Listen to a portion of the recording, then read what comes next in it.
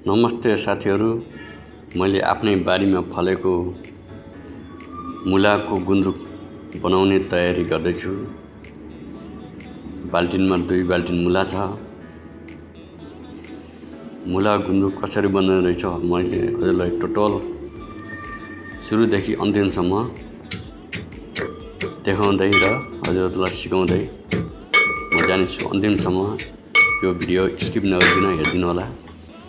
मन परेमा like, comment, share, subscribe गरिदिनु होला। यो भिडियो हेरिसकेपछि हजुरले मुलाको गुन्द्रुक घरमै सजिलै बनाउन सक्नुहुन्छ। अलिकति जाँगर र मेहनत चाहिँ चाहियो। अन्तिमसम्म हेर्दै जानु होला। मैले कसरी तयार पार्दैछु मुलाको गुन्द्रुक है त हेर्दै जानुहोस्। म कुट्दैछु। यो कुटिसकेपछि यसको पानी निचार्नुपर्छ। यसरी बाल्टिनमा पानी निचारेपछि यो पानी पनि बोट बिरुवामा हालिदिनु, मल हुन्छ, त्यसैखेर नफाल्नु होला। यसरी निचार्नुपर्छ पानी पुरा। जति पानी निकाल्यो उति राम्रो बन्छ गुन्द्रुक।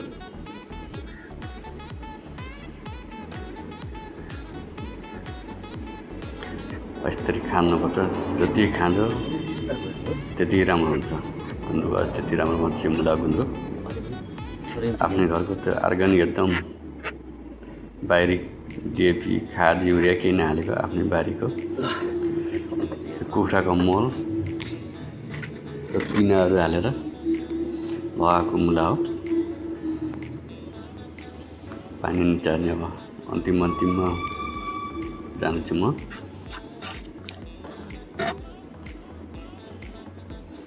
पानी निचार्न चाहिँ अलिकति बल्छी लाउनुपर्छ यसलाई। घरमा हजुरलाई खानालाई टेस्टी एकदम स्वादिलो गुन्द्रुक। पातको त बन्छ, पातको भन्दा अझै मिठो। यो मुलाको मात्रै यति स्वाद, यति टेस्टी हुन्छ। हल्का गुन्द्रुक हालिदिने। गुन्द्रुक हुनाले पटमा सालिदिने। त्यहाँ हल्का आलु काट्ने, त्यहाँ बनाउने यति टेस्टी हुन्छ। यो मुला निचारेको पानी अब यहाँ खाने काम भइरह।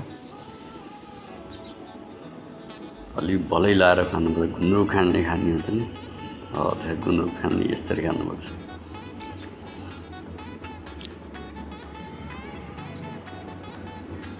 त्यहाँ रेडी भयो।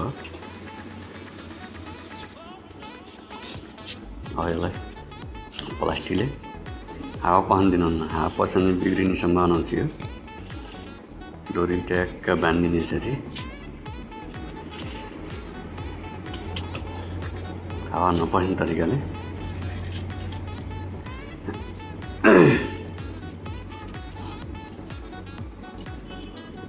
चलप्पो बाँधिदिने। हावा चाहिँ पस्नुहुन्न कतैबाट पनि छ। ठ्याक्क ढकने यसरी गरेपछि अझै सुरक्षित भयो यो। ठ्याक्क अब हामीले यो घाममा सुकाउँछौँ। आज 25-26 दिन भयो। यो पहेँलो भएर सुकेको छ।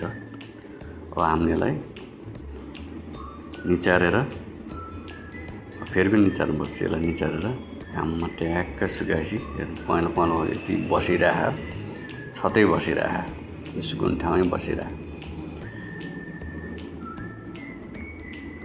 बासना त यति राम्रो टेस्टी छ भने खाँदा किन नराम्रो नहोस्, किन टेस्टी नहोस्। यसरी ट्याक्क मिल्दै यसरी सुकाइदिने।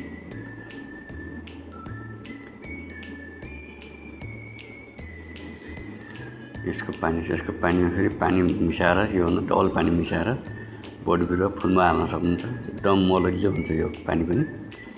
यसैखेर नफाल्नु होला। ठ्याक्क मैले सुकाउँदैछु घाममा।